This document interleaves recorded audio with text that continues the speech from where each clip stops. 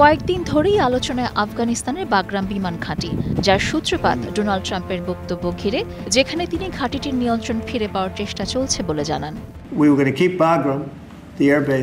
ট্রাম্পের বক্তব্যের পরই আন্তর্জাতিক মহলে আলোচনা তৈরি করে বিমান ঘাঁটিটি। যুক্তরাষ্ট্রের কাছে নিয়ন্ত্রণ ছেড়ে দেওয়ার বিষয়টি তালেবান সরকারের পক্ষ থেকে নাকচ করে দেয়া হয়। এবার বাগরাম বিমান ঘাঁটি নিয়ে হুমকি দিলেন ডোনাল্ড ট্রাম্প। শনিবার তিনি সোশ্যাল মিডিয়ায় সরাসরি হুঁশিয়ারি দিয়ে বলেছেন, যদি আফগানিস্তান বাগরাম বিমান ঘাঁটি ফেরত না দেয় তাহলে ভয়ঙ্কর কিছু ঘটবে।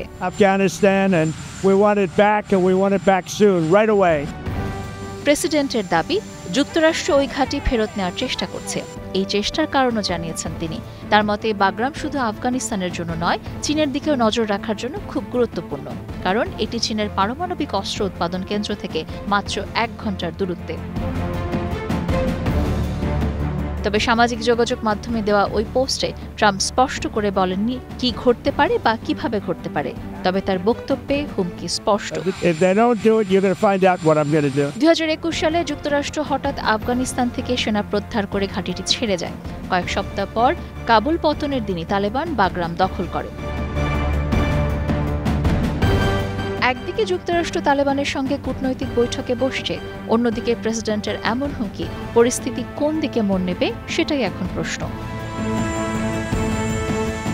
Sabina Sultana, star news.